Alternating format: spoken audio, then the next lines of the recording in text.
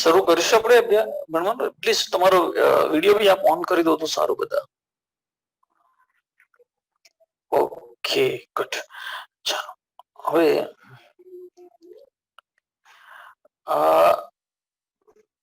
Sorry last લેક્ચરમાં થોડું disturbance હતું. આપણે મારે એકચ્યુઅલી લાઇટ જ ન હતી એટલે મેં પ્રયત્ન ખૂબ કર્યા પણ કઈ સેટ નહીં થઈ શક્યો લેક્ચર તમારો. ઓકે સો આજે આપણે એક નાનું વસ્તુ કાવ્ય આપણે લેવાનો પ્રયત્ન કરીએ છીએ. કારણ કે જો સેકન્ડ ચેપ્ટર આપણે લઈશું કુસુમનું કઠણ તપ, તો એને શાંતિથી આપણે બે ભાગની અંદર ડિવાઈડ કરીને કરવું પડશે. તો મારી જરા ઈચ્છા એવી હતી કે આજે એક નાની રચના જો પૂરી કરીએ કાવ્યની, ને ત્યાર પછી થોડો પાઠ બીજો ચલાવીએ અને પછી આપણે નેક્સ્ટ ફિલ્મ એને કવર કરી શકીએ. તો એવા હેતુને ધ્યાનમાં લઈને આપણે આગળ જઈશું. અને ત્રીજો પાઠ પતશે એટલે કે 1, 2 અને 3 પાઠ કમ્પ્લીટ થશે એટલે ફરીથી આપણે થોડા વ્યાકરણના પોઈન્ટ ઉપર કામ શરૂ કરીશું. હવે ઓલમોસ્ટ બધાને આપણે ચેપ્ટર 3 ઉપર હું ઝડપથી કોઈ પણ પ્રકારની બીજી વાત કર્યા વિના પહોંચી જવાનો પ્રયત્ન કરું છું, જેથી કરીને આપણે અભ્યાસ શરૂ કરી દઈએ.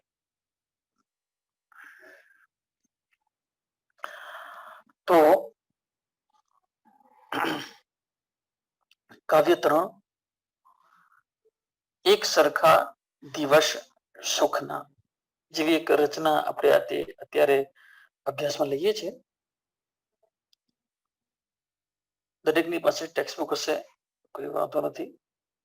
અને આમ પણ હું દરેક કવિતાની પંક્તિને બરાબર પઠનના રૂપમાં જ હંમેશા તમારી સામે રજૂ કરું છું. એટલે કાવ્ય છે તો બહુ વાંધો નથી, સ્ક્રીન શેરિંગનો બહુ નહીં જરૂર પડે. છતાં કોઈને મોસ્ટ રિક્વાયરમેન્ટ હોય તો હું શેર કરું, મને વાંધો નથી. પરંતુ એને ધ્યાનથી સાંભળવાનું છે અને સમજવાનું છે. હું તમને તમારી સામે શબ્દ સમજૂતી પણ તમને આપીશ, પ્રશ્નની ચર્ચા પણ કરીશ અને દરેક પંક્તિને આપણે સમજીને જવાના છે. તો ઓકે, એક સરખા દિવસ સુખના, પ્રભુલાલ દ્વિવેદીની આ રચના છે. એક સરખા દિવસ સુખના. આમ જોવા જઈએ તો આપણા બધાના દિવસો એટલા સરસ સુખના ચાલતા હતા ને અચાનક કોરોના આવી ગયો. કોઈએ વિચાર્યું નહોતું કે આવી આકસ્મિક સમસ્યાઓ પણ દુનિયામાં હોય છે, જે વૈશ્વિક સમસ્યા જેને કહી શકાય. આપણને એમ હતું કે પ્રોબ્લેમ તો આપણી પર્સનલ લાઈફમાં હોય, ફેમિલીમાં હોય, જોબ સ્પેસ પર હોય. પછી આપણને ખબર પડી કે આવી પણ સમસ્યા હોય. તો આજે જોવા જઈએ તો આખા વિશ્વને માટે એક સરખા સુખના દિવસો જે ચાલતા હતા, એમાં અચાનક દુઃખના દિવસો આખા વિશ્વ માટે શરૂ થઈ ગયા. એ જ વાતને ધ્યાનમાં લઈને આપણે સમજવાનું છે. હવે સુખના દિવસો એક સરખા ક્યારેય કોઈના રહેતા નથી. સમગ્ર કવિતાને એક જ વાતને સમજાવવાનો પ્રયત્ન કરેલો છે કે આપણા સુખના દિવસો હંમેશા એક સરખા રહેતા નથી. એથી જ્યારે આપણા દિવસ સુખના ચાલતા હોય તો અહંકાર, અભિમાન કરવો નહીં, ક્યારેય નહીં કરવો. બસ આ જ એક વાતને સમજાવવા માટે અલગ અલગ એક્ઝામ્પલ અહીંયા આપવાનો પ્રયત્ન કરેલો છે. અને વિદ્યાર્થીઓ, આ બધી બાબતો એવી છે કે છે એક વાત સામાન્ય, પણ આપણા જીવનનો બહુ મોટો હિસ્સો છે. નાની નાની વાતોની અંદરથી જ આપણને એટલી મોટી વાત હોય છે, ઘણી વાર એટલી મોટી વાત હોય કે જેને આપણે એના વિશે કદી વિચાર્યું જ ના હોય કે યાર આ વાત આટલી બધી મહત્વની છે. આજે સવારે જ એક મીટિંગની અંદર એક યોગના ગુરુ હતા, એમને મીટિંગની અંદર વાત કરી, પણ જે બાબત પર મેં કદી વિચાર્યું નહોતું એ વાત હું તમારી સાથે શેર એટલા માટે કરું છું કે જો આપણે કેવી આ વાત અત્યારે સુખના દિવસની સામાન્ય લાગશે આપણને, પણ એનું લાઈફમાં કેટલું ઇમ્પોર્ટન્ટ છે એ સમજાવવા માટે હું આ વાત કરું છું. કે મને મીટિંગમાં એ વસ્તુ તમને સમજાવવામાં આવી કે તમે બધા એક નિયમનું પાલન કરો કે તમે જ્યારે પણ જમવા બેસો ને તો બહુ ધ્યાનપૂર્વક જમો. વાત કેટલી સામાન્ય લાગે છે, ધ્યાનપૂર્વક. પછી એમને કીધું જમવાનું છે પણ કેવું ધ્યાનપૂર્વક. પછી એક્ઝામ્પલ એમને થોડા અલગ પ્રકારના આપ્યા, જેવો તમે મોબાઈલ કેવો ધ્યાનપૂર્વક કરો છો કામ. તમે મોબાઈલમાં કોઈ એપ શીખતા હોય કઈક કામ કરતા હોય, લેપટોપ પર કામ કરતા હોય, તો તમે કેટલું ધ્યાનથી કરો છો?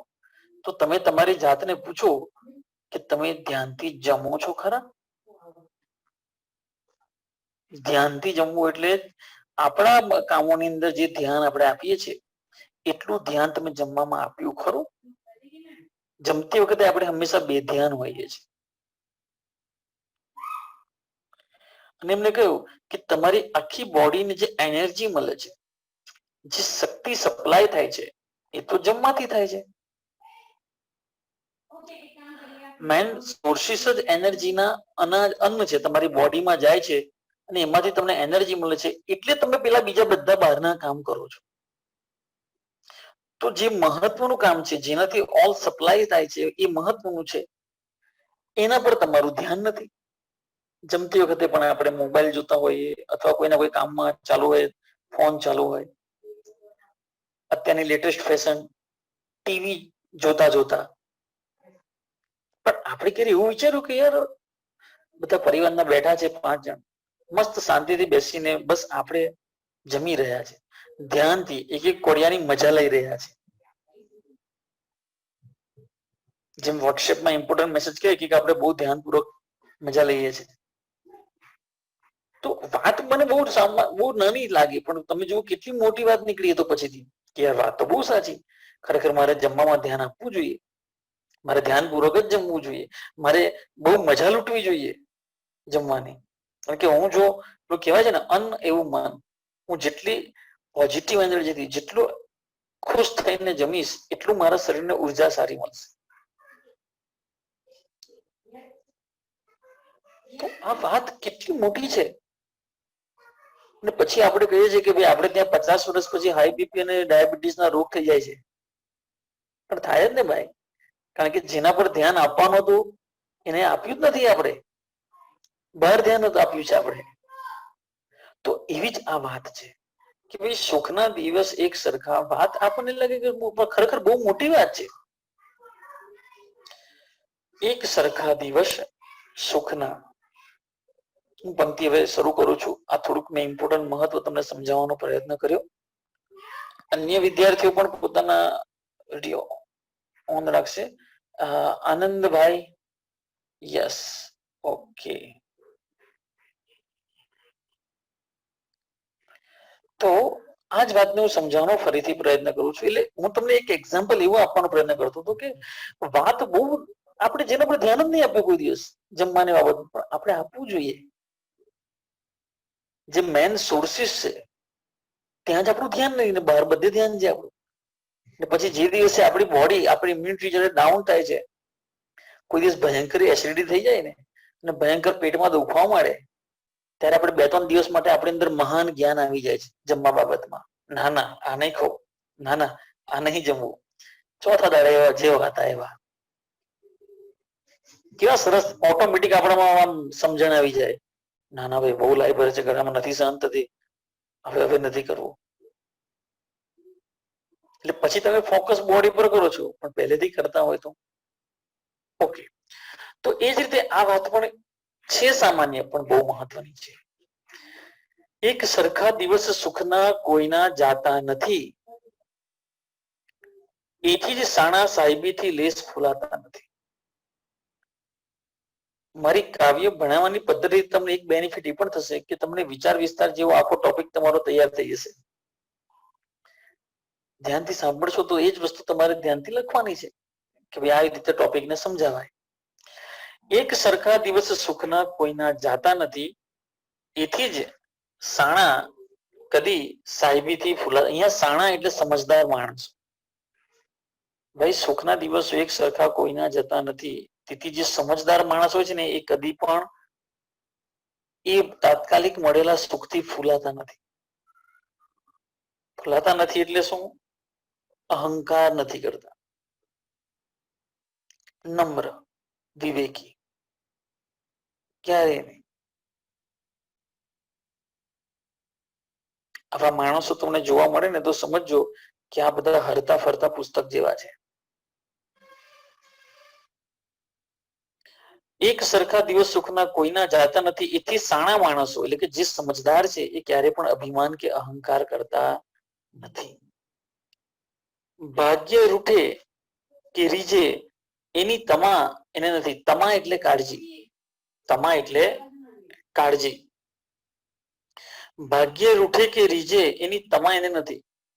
નસીબમાં કોઈ મોટી સમસ્યા આવી જાય કે તકલીફમાં મુકાઈ જાય કે આનંદ મળે એટલે કે સુખ મળે કે દુઃખ મળે એની એ લોકોને ચિંતા નથી. ખીલે તે કરમાય છે.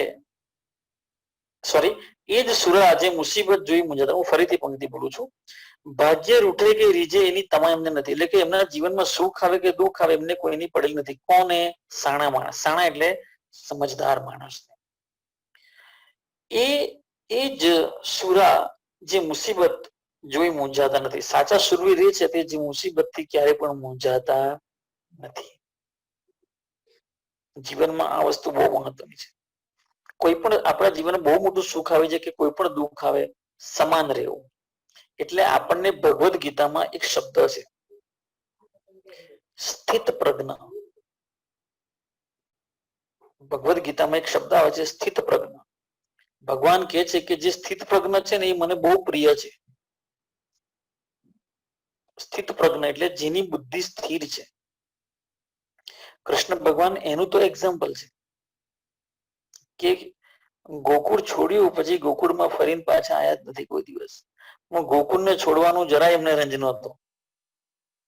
ભલે એમાં મજા કરી, જીવ્યા. યશોદા માતાને પણ એ ફરી ક્યારેય મળ્યા નથી. પણ એમની બુદ્ધિ કેવી હતી? સ્થિર બુદ્ધિ હતી કે ઓકે બધું જ સ્વીકાર. પછી એવું નહીં કે મગજ તો બહાર લઈને ફરતા હતા. રાધાજીને પણ કદી મળ્યા નથી જીવનમાં. મથુરામાં જઈને માતા પિતાને છોડાવ્યા. ત્યાં એમની સાથે થોડો સમય રહ્યા, ત્યાર પછી એમને ફરી નથી મળ્યા કોઈ દિવસ. અને આપણે તો કેટલા બધા ઇમોશનલ લોકો છે. નાની નાની વસ્તુઓ પણ સાચવી રાખીએ છીએ. તો સ્થિત પ્રજ્ઞ એટલે કે સુખ દુઃખ જેવું એને કશું છે જ નહીં. કોઈ દુઃખય નથી, કોઈ સુખય નથી, સમાન છે. એને કહેવાય સ્થિત પ્રજ્ઞ. એટલે કૃષ્ણ ભગવાન એનું જ એક પ્રતિબિંબ છે કે એમને જીવનમાં કોઈ સુખ ને દુઃખ એવું કશું છે જ નહીં. બધું સમાન જ છે. બધા એ મજામાં જ હોય હંમેશા. તો એ જ સુરા જે મુસીબતો જોઈ મૂંઝાતા નથી. આપણે તમને એક્ઝામ્પલ આપું છું. ખીલે તે કરમાય છે, સર્જાય તે લોપાય છે. ભાઈ જે ચડે તે પડે એ નિયમ પલટાતા નથી. આ જગતનો નિયમ છે ભાઈ. જે ખીલે તે કરમાય. ફૂલ ખીલે તો ફૂલ કરમાય પણ છે અને ખરે પણ છે. જેનું સર્જન થાય એનું વિસર્જન થાય. આપણે બધા આપણું સર્જન છે, આપણું વિસર્જન પણ કન્ફર્મ જ છે. અને આપણે કેવા લોકો છે? આપણે બધું શેને મહત્વ આપીએ છીએ ખબર છે? આપણે બધું જાત જાતના એ બધું મુહૂર્ત ને બધું જોતા હોઈએ છીએ. તમે કદી વિચાર કર્યો? આપણે જન્મીએ કે આપણે મૃત્યુ થઈએ, ભગવાન કોઈ મુહૂર્ત જોતા નથી એના માટે. અને એની વચ્ચે ના જીવનમાં આપણે મુહૂર્ત શોધતા રહીએ છીએ. ખીલે તે કરમાય છે, સર્જાય તે લોપાય છે. જે ચડે તે પડે એ નિયમ પલટાતા નથી. સમય બડો બળવાન છે, નહીં પુરુષ બળવાન. સૌથી મહત્વનું શું છે? સમય બળવાન છે, કોઈ માણસ બળવાન હોતો નથી. જૂની ફિલ્મનું એક સોંગ પણ તમને ખબર હશે. રાજ કપૂરે બહુ સરસ ફિલ્મ હતી, મેરા નામ જોકર. એનું એક ગીત હંમેશા બહુ સરસ છે. કલ ખેલ મેં હમ હો ના હો, ગર્દિશ મેં તારે રહેંગે સદા. તમે આ દુનિયામાં હોય કે ના હોય, કોઈને કોઈ ફરક પડવાનો નથી. તો સમય બડો બળવાન છે, નહીં પુરુષ બળવાન. કોઈ માણસ બળવાન નથી, સમય બળવાન છે. વિદ્યાર્થી, તમારો સમય સારો હોય ને તો બધું તમારી સામે સામેથી આવે. અને જયારે તમારો સમય ખરાબ બેસે ને તો બધું સાથે હોય ને તે પણ જતું રહે. અને આ વાતને તમે જો તમારી આસપાસ રહેતા લોકો, મોટા લોકો, મહાપુરુષો કે કોઈનું બી જીવન તમે જોશો કે વાંચશો તો તમને અહેસાસ થશે કે લાઈફમાં કેવા કેવા સમય આવીને જતા રહે છે. સચિન તેંડુલકર નો બેસ્ટ ફ્રેન્ડ વિનોદ કાંબલી, જેની એક આઈડેન્ટિટી, એક નામ ભૂસાઈ ગયું. સમય બળવાન છે વિદ્યાર્થીઓ. ચલો અહીંયા એક બહુ સરસ એક્ઝામ્પલ આપ્યું છે, કાબે અર્જુન લૂંટ્યો એ જ ધનુષ્ય બાણ. આ વાત જો સમજો, ઉપરની પંક્તિને સમજાવવા માટે ઉદાહરણ આપ્યું. સમય બડો બળવાન છે, નહીં પુરુષ બળવાન. કાબે અર્જુન લૂંટ્યો એ જ ધનુષ્ય એ બાણ. અર્જુને જ્યારે મહાભારત ની અંદર સૌથી જબરજસ્ત એને કામ કર્યું. હવે મહાભારત એટલે એનું જે ગાંડીવ હતું, એનું જે ધનુષ્ય હતું, હવે મહાભારત જેવું પૂરું થયું એટલે એને ભયંકર અહંકાર હતો કે હું તો મહાભારતની અંદર જીતનાર વિજેતા છું, કૌરવોને હરાવનારો માણસ.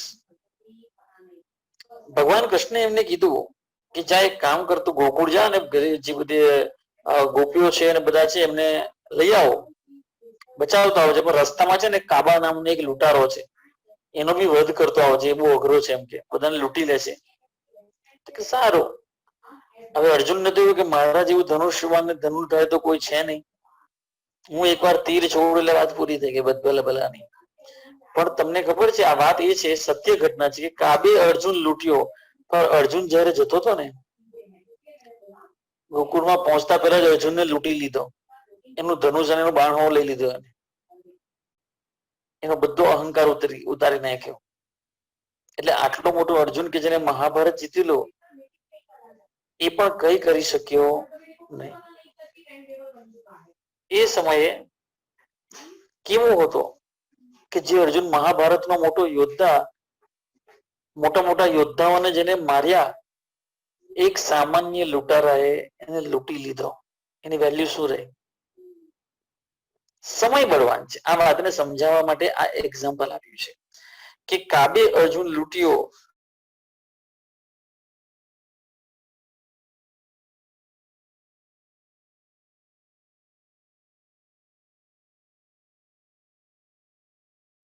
તમે સજ્જન તો ગર્વને છોડતા શીખો. એટલે કે અભિમાન ક્યારે કરવું નહીં. આજે તમારો ફર્સ્ટ નંબર આવી ગયો, સરે તમારી બહુ પ્રશંસા કરી, તમને માન મર્તબા મળ્યા, એનો મતલબ એવો નહીં કે અહંકાર કરો. દંગલ ફિલ્મમાં પણ આ જ વસ્તુ સમજાવી હતી કે એને જયારે બહુ અહંકાર આવી ગયો કે હું તો મોટા ટ્રેનર પાસેથી ટ્રેનિંગ લઉં છું, ઇન્ટરનેશનલ ખેલાડી બની ગઈ છું, અને એનો અહંકાર એના ફાધરની સામે પણ બતાવે છે કે જો હું તો કહે તમે હું તમારી બધી વાતો ખોટી. પણ જયારે એ પછડાય છે, કેવી પછડાય છે? કારણ કે એનો અહંકાર એને નડે છે. એટલે અહંકાર છોડવાનો છે. સજ્જન આ સંસારમાં ગર્વ છોડતા શીખ, ભાગ્ય ફૂટ્યું ત્યાં ભૂપતિ ભમતો માગે ભીખ. આ વાતને સમજાવવા માટે એક્ઝામ્પલ આપ્યું કે સજ્જન આ સંસારમાં ગર્વ છોડતા શીખ, ભાગ્ય ફૂટ્યું ત્યાં ભૂપતિ, ભાગ્ય ફૂટ્યું ત્યાં ભૂપતિ ભમતો માંગે ભીખ. કે છે કે ભાઈ તમારું જયારે ભાગ્ય ખરાબ નીકળે ને તો રાજા હોય ને, રાજા હું ભીખ માંગતો થઈ જાય. તો આ જ વાતને સમજાવવાનો પ્રયત્ન કર્યો છે કે સજ્જન આ સંસારમાં ગર્વ છોડતા શીખ, ભાગ્ય ફૂટ્યું ત્યાં ભૂપતિ ભમતો માંગે ભીખ. એટલે મોટું ભૂપતિ એટલે રાજા, મોટો રાજા હોય ને એ પણ સમય બગડે ને તો ભીખ માંગતો થઈ જાય. તમે જ તમારી આસપાસ એવી ઘણી બધી બાબતો અને ઘટનાઓને જો તમે જોશો, જાણશો, તો તમને ખબર પડશે કે કેવી કેવી ઘટનાઓ બને છે, કેવા કેવા લોકો, શ્રીમંત લોકો રાતોરાત ગરીબ બની જાય છે. તો ભાગ્ય ફૂટ્યું ત્યાં, જયારે નસીબ તમારું જો ગયું ને ત્યારે તમે રાજા હોય તો પણ ભીખ માંગે. ધન જન સંપત સાહેબી કોઈ ના આવે સાથ. જયારે તમારો સમય ખરાબ બેસે ને ભાઈ, ધન જન સંપત, તમારી સંપત્તિ, તમારો રૂપિયો, માણસો, કોઈ ના આવે સાથ.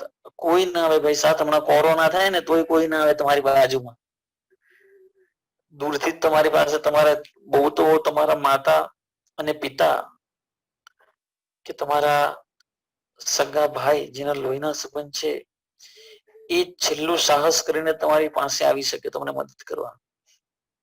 બાકી તમે ભૂલી જાઓ કે કોઈ માણસ તમારી પાસે આવે. કોરોના જ્યાં થાય છે ને પેલા છૂટક બિચારા અમુક તો દૂધ વાળાઓ દૂધ નથી આપી જતા કે ભાઈ અમારે તમારે ત્યાં દૂધ જ નથી પહોંચાડવું, પછી તમે ફોન કરજો સારું થઈ ગયા પછી. આવું છે. ભાગ્ય ફૂટતી ત્યાં ભૂપતિ ભમતો માંગે ભીખ, ધનજન સંપત સાહેબી કોઈ ના આવે સાથ, ઈશ્વરના દરબારમાં જાઉં ખુલ્લે હાથ. જ્યારે આપણે દુનિયામાંથી જઈશું ત્યારે કોઈ ધન સંપત્તિ સુખ સાહેબી કશું લઈને જવાના નથી. સિકંદરની ઘટના પણ એ જ શીખવાડે છે. સિકંદર બહુ મોટો જેને બહુ લોકોને થીબ્સ ને બધું ઘણું બધું લૂંટેલું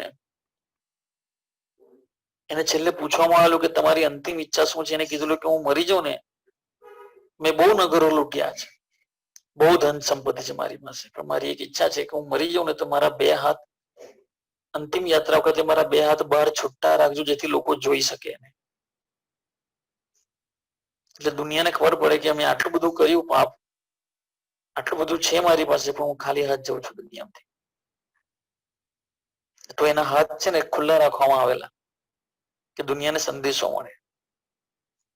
તો એ છે કે ધન જન સંપત સાહેબી કોઈ ના આવે સાથ, ઈશ્વરના દરબારમાં જાઉં ખુલ્લે હાથ, ડરવાનું દુષ્કર્મથી એ જ જીવનનો સાર. હંમેશા શેનાથી ડર રાખવાનો? દુષ્કર્મથી, ખરાબ કર્મોથી. ખરાબ કર્મો એટલે ખબર છે? માણસ ખરાબ કર્મ ક્યારે કરે ખબર છે? જ્યારે એને બહુ મોટું સુખ મળવાનું હોય ત્યારે કરે. બહુ મોટો લાભ મળતો હોય ને ત્યારે માણસ દુષ્કર્મ કરે, ખરાબ કામ કરે. તો બેટા આ બારણું બંધ, એક જસ્ટ 1 મિનિટ સ્ટુડન્ટ, આ બારણું બંધ કરી દે બેટા, બહુ અવાજ થાય છે બહાર. હા એ બારણું બંધ કરી દે. આ બારણું ચીકો, હા એ ખોલ નાખ અને આ બારણું બંધ કરી દે બેટા. લોક નહીં થાય બેટા, પપ્પા અંદર છે, ચિંતા ના કર, બંધ કરી દે. હા તો તને પછી 2 રૂપિયા વાળા પાર્લે જે ભાઈ, બંધ કરી દે. તો હવે અંધારું થઈ ગયું, 1 મિનિટ જસ્ટ જરા લાઈટ ઓન કરી દઉં.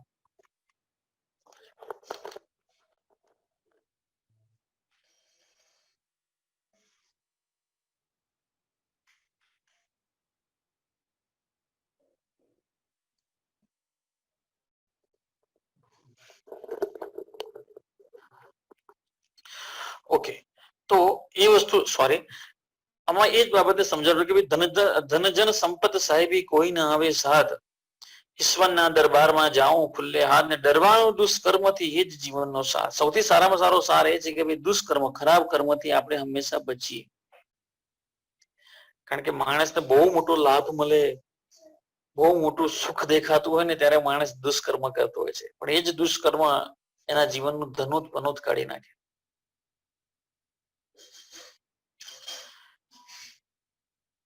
મરવાથી ડરવું નહીં, મરવું એક જ વાર. મરવાથી તો ડરવાનું નથી, મરવું એક જ વાર. અને ભાઈ હવે તો મરવાનું તો એવું છે કે ભાઈ કોઈને બિચારાને ખબર પડે કે હું જવાનો છું, કોઈને તો ખબર નહીં પડે કે જતું રહેવાના છે, પ્લાનિંગ ના થાય કશું. એક જ સાયલેન્ટ એટેક આવે. સાયલેન્ટ એટેક એટલે ખબર છે ને? સાયલેન્ટ એટેક એટલે તમને 1 સેકન્ડનું પેઇન પણ ના થાય, 1 સેકન્ડ પણ બોડીમાં પેઇન ના થાય. માણસ બેઠો બેઠો ધડ દઈને ગયો, આમ ડૂબું નાખી જ દે. એને પોતાને ખબર ના પડે કે અત્યારે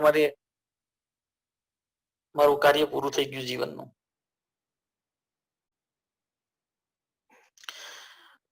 મરવાથી ડરવું નહીં, મરવું એક જ વાર, હું પદથી હળવા થશો, હું પદ કરો ના કોઈ. હું પદ એટલે કે જેને તમે ઇંગ્લિશમાં કહો છો ને આઈ એમ સમથિંગ, હું કંઈક છું, એને કહેવાય હું પદ ગુજરાતીમાં.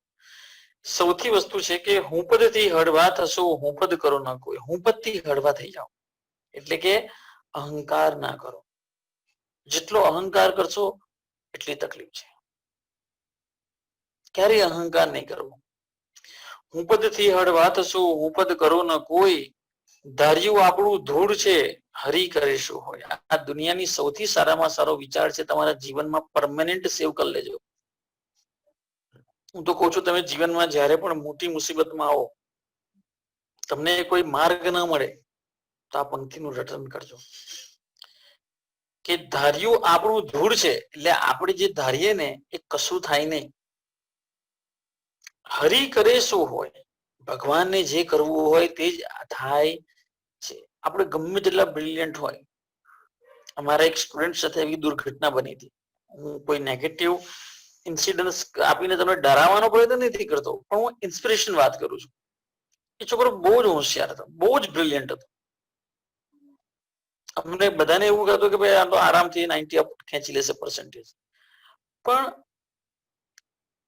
એક્ઝામ રૂમની અંદર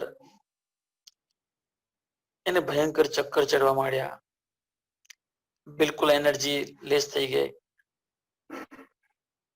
ચક્કર ચડેલ એને પાછા તાત્કાલિક લઈ ગયા, એને આમ તેમ પીડો, પણ એને જે એનર્જી આવી જોઈએ તે આવી નહીં. ઢીલો ઢસ થઈ ગયો, કારણ કે મનથી હારી ગયો પહેલો તો. હવે આ ઘટના એની જોડે બનશે એવું એને પોતાને બી ખબર નહોતી.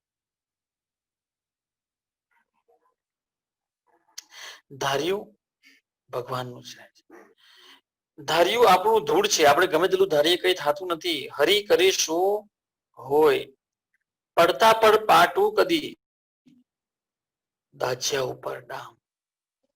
બહુ સરસ વાત છે. બે કહેવત કહી દીધી, પડતા પર પાટું અને દાજ્યા પર દામ. એટલે એક પીડા હોય ત્યાં બીજી પીડા ઉભી થવી, એક પીડા હોય ત્યાં બીજી પીડા ઉભી થવું.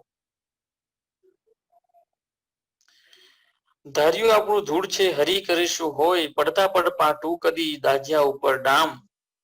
એક સમસ્યા હોય એમાંથી બીજી સમસ્યા, દાજ્યા પર ડામ. માણસ દાઝેલો હોય, ઉપરથી પાછો એને ડામ આપે એટલે કે દજાડે તો શું થાય? દઈશ ના કોઈને કદી એ દુર્જનનું કામ. એટલે જીવનમાં ક્યારે પણ એવું કામ નહીં કરવું. દુર્જન એટલે ખરાબ માણસનું આ કામ છે. શું કામ છે ખરાબ માણસનું? કે કોઈ બિચારો તકલીફમાં હોય તો પાછો એને વધારે તકલીફમાં મૂકે, મુસીબતમાં હોય વધારે મુસીબતમાં નાખે. આ કામ કોનું છે? દુર્જનનું કામ છે. કોનું કામ છે? દુર્જનનું. એટલે જીવનમાં આ બાબતોને હંમેશા ધ્યાનમાં રાખી કે ક્યારે પણ એવું કામ નહીં કરવું, શક્ય હો તો કોઈને તકલીફ આપવી નહીં, કોઈને મુસીબતમાં મૂકવા નહીં. બરાબર? જીવન સુખ દુઃખનો સંગમ છે. આનંદથી જીવવાનું છે, પ્રસન્નતાથી જીવવું હોય, મનમાં ભાર વિના જીવવું હોય તો એવા કામ જ નહીં કરવા કે રાતે ઊંઘ ના આવે માણસ. કારણ કે માણસના દુષ્કર્મ જ એના મનના નકારાત્મક વિચારો બનીને ઉભા થઈ જાય છે. તો આ બધી બાબતોને આપણે ધ્યાનમાં રાખી તો આ કાવ્ય અહીંયા આપણે પૂર્ણ કરીએ છીએ. હું તમને તમે થોડુંક એકવાર ધ્યાનથી વાંચી લો. કોઈ બી પંક્તિ તમારે મને પૂછવી હોય, સમજવી હોય તો તમે મને પૂછી શકો છો. એકવાર રીડ કરી લો કવિતા ધ્યાનથી.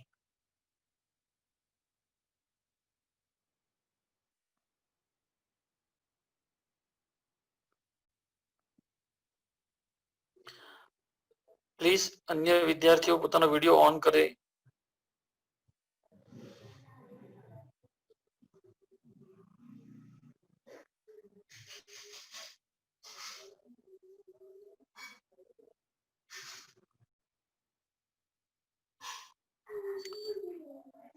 ધ્રુવી પંડ્યા અવેલેબલ છે?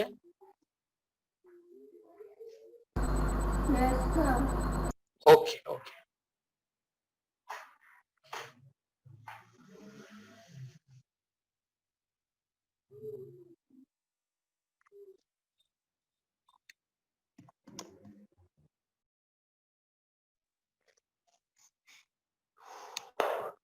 ઓકે સ્ટુડન્ટ્સ, કોઈને કઈ પૂછવા? અચ્છા વાંચી લો, ચલો સોરી.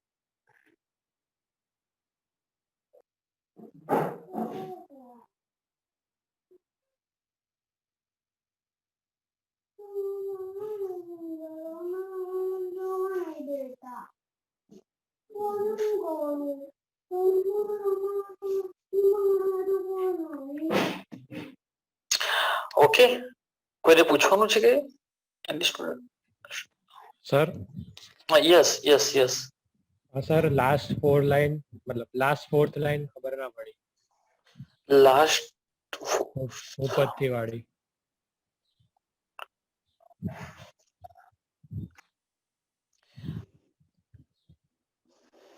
Last fourth yes. એટલે હું પદ હા યસ સોરી. હું પદથી હળવા થશો, હું પદ કરો ન કોઈ. હું એટલે અહંકાર, હું પદ એટલે હું કઈક છું. હું આઈ એમ સમથિંગ, આપણે કહેતા ઇંગ્લિશમાં આઈ એમ સમથિંગ, પોતાની જાતને સમજે છે.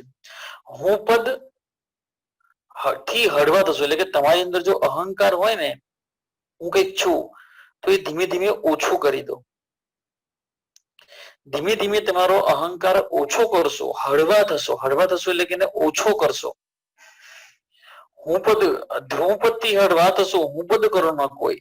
હું પદ થી ધીમે ધીમે હળવા થજો એટલે કે ધીમે ધીમે અહંકારને કાઢી નાખજો તમારામાંથી, અને અહંકાર કદી કરવો નહીં, આટલું કે છે. કારણ કે ધાર્યું આપણું ધૂળ છે, હરી કરે સો હોય. આપણું ધાર્યું આમાં કઈ થવાનું નથી, એ તો ભગવાનને જે કરવું હશે તે જ થવાનું છે. અત્યારે કોરોનામાં બી એવું જ છે. કોની લોટરીમાં નંબર લાગે કશું કન્ફર્મ નથી. કોનો નંબર લાગી જશે કોરોનામાં કઈ કન્ફર્મ જ નથી. ઘણા લોકો ઇન્ફેક્ટેડ માણસોની જોડે રહે છે તોય કઈ નહીં થતું. ઘણી વાર એક ફેમિલીમાં એક જણને હોય ને એની સાથે બીજા કોઈને નહીં થતું. ઘણી વાર આખી ફેમિલીને થઈ જાય છે. એટલે આ તો પેલું એના જેવું છે, ધાર્યું ભગવાનનું થાય છે. નસીબ તમારો નંબર લાગી ગયો તો લાગી ગયો. એ છે કે હું પદ થી હળવા થશો તો હું પદ કરો, એટલે કે અહંકાર કરવો નહીં. જેટલા અહંકાર શૂન્ય આપણે રહીશું ને એટલું આપણે જીવનને બહુ સરસ માણી શકીએ. ઇગોલેસ સૌથી સારી વસ્તુ છે. તેંડુલકર બહુ જ હળવો માણસ હતો, એનામાં જરા બી ઈગો નહોતો. સચિન તેંડુલકર ની વાત કરું છું, ક્યારેય નહીં, બિલકુલ નમ્ર. એમની આંખોમાં જ તમને દેખાશે કે એને ક્યાંય તમને એમના ચહેરા પર તમને અહંકાર નહીં દેખાય કોઈ દિવસ. બહુ નમ્ર હતો માણસ. અમિતાભ બચ્ચનને તમે જુઓ, એકદમ એકદમ ઇગોલેસ પર્સન. સામાન્ય માણસ સાથે એવી રીતે વાત કરે ને કે જાણે પેલાને એમ થાય કે યાર આ તો મારા જેવો જ માણસ છે, મારા જેવો જ છે, મારી સાથે બધી રીતે વાત કરવા માટે તૈયાર થઈ જાય એવો સરસ માણસ છે. 5 મિનિટમાં તો સામેના માણસને એવું થઈ જાય કે આ તો જાણે આપણે વર્ષોના મિત્રો હતા. એ છે કે ભાઈ કોઈ ઈગો જેવું નહીં. ઘણા કલાકારો એક્ટરો આપણે જોઈએ છે કે વાત કરવા બી તમારી સામે નવરા ના હોય, જોવા બી નવરા ના હોય, તમારી ઇન્સલ્ટ પણ કરી નાખે, કઈ કહેવાય નહીં એમ. એ છે. ઓકે, તો એનો સારાંશ હું લાસ્ટ રીડ કરી લઉં છું. કાવ્યમાં માનવ જીવનનું ચિંતન રજૂ કરતા કહ્યું છે કવિએ કે માનવીએ ક્યારે પણ ગર્વ ન કરવો. બેટા શું કરે છે? સારું, તોડી નાખજે પણ તને વાગે ના એની કાળજી રાખજે. સારું. શું હું રમું છું? આજ ક્લાસ પતે એટલે આપણે બે સીધા જ ક્લાસ પતે એટલે આપણે બે સીધા આકાશમાં રમીશું આજે. તું આકાશમાં બોલ નાખજો, આકાશમાં જ બેટ વેચીશ. Just 10 minute. હા બેટા, ચાલ. તો કવિ કહે છે કે માનવીએ ક્યારે પણ ગર્વ ન કરવો, કારણ કે ભૂપતિમાંથી, એટલે કે ભૂપતિ શબ્દ યાદ રાખજો, રાજા. ભૂપતિમાંથી ભિખારી બનતા વાર નથી લાગતી. માનવ જીવનનો ત્યાગ કરી ઈશ્વરના દરબારમાં જાય છે, ત્યાં ધન સંપત્તિ કે સ્વજનો કોઈ સાથે આવતું નથી. ખાલી હાથે જ જવું પડે છે. સાચું કાર્ય કરવાનો સંકોચ ન અનુભવવો, ખરાબ કાર્યોથી ડરવું. કવિએ ખીરે કરમાય, સર્જાય, લોપાય, ચડે પડે જેવા ઉદાહરણ આપી ઊંચી નીચી ફર્યા કરતી જીવનની ઘટમાળ સરળ શબ્દોમાં સમજાવી છે. સમજદાર માણસો દુઃખમાં દુભાતા કે સુખમાં ફૂલાતા નથી. મુશ્કેલીમાં આવી પડેલ માનવીને પરેશાન કરવો એ દુષ્કૃત્ય દુર્જનોનું છે. આ કહેવામાં કવિએ અહંકાર હુંપત છોડી ઈશ્વરની સર્વોપરિતાને સ્વીકાર કરી સ્થિત પ્રજ્ઞ રહી અન્યને ઉપયોગી થવાનો બોધ આપ્યો છે. દેવને કોઈ ચોક્કસ વાતનો આનંદ થયો સાંભળીને?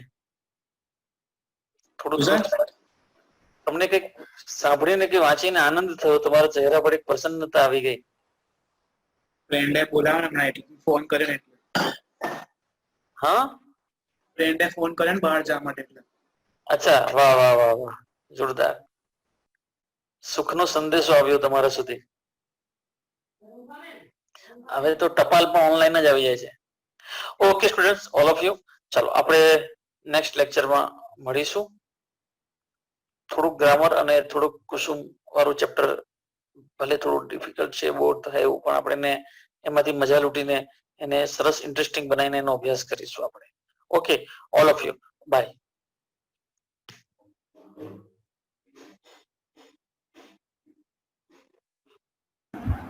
Sir, હા, fifth line. Yes. It was fifth line. Yes, Fifth. Hello, હા, Fifth line. Oh just 1 minute. Fifth, હા, ખીલે તે કરમાય. ખીલે એટલે કે કઈ બી વસ્તુ જે ઉગે ને, સ્પ્રેડ થાય, ખીલે, ફેલાવો. ખીલ ફૂલ હોતા હે ના, ફૂલ એક નાની કડી હોય છે અને એ કડી ધીમે ધીમે ધીમે ધીમે ધીમે ફૂલ બને છે. તો કડીમાંથી ફૂલ બનવું ને એને કહેવાય ખીલવું. એક નાની મસ્તી કડી જ્યારે ફૂલ બની જાય એને કહેવાય ખીલવું. ખીલે તે કરમાય. પછી જે ખીલે છે એ ધીમે ધીમે શું થાય છે? કરમાય પણ જાય છે. ફૂલ કેટલું સરસ ખીલે ધીમે ધીમે ધીમે ધીમે, તો પછી એક દિવસ શું થાય? કરમાઈ જાય. કરમાઈ જાય એટલે કે પાછું તમે સમજી ગયા ને? કરમાવું એટલે સંકુચાઈ જવું. સર્જાય તે લોપાય, ને જેનું સર્જન થાય છે એનું વિસર્જન પણ થાય છે. એટલે કે જે જન્મે છે એ મરે છે. આ દુનિયાનો નિયમ જ છે. એક બેઝિક દેટ યુનિવર્સલ ટ્રુથ કે જે બી આવે છે એ જાય છે. એ વસ્તુ હોય, વ્યક્તિ હોય કે પદાર્થ હોય. એ આ વાતને સમજાવવાનો પ્રયત્ન કરેલો છે. જેથી આપણે અહંકાર કરવો જોઈએ નહીં. આપણે ખીલવાનો થોડો સમય માટે છે, રહેવાનો થોડો સમય છે, તો શું અહંકાર કરવો? હે ને? Okay Bhuvesh, Okay. Bye.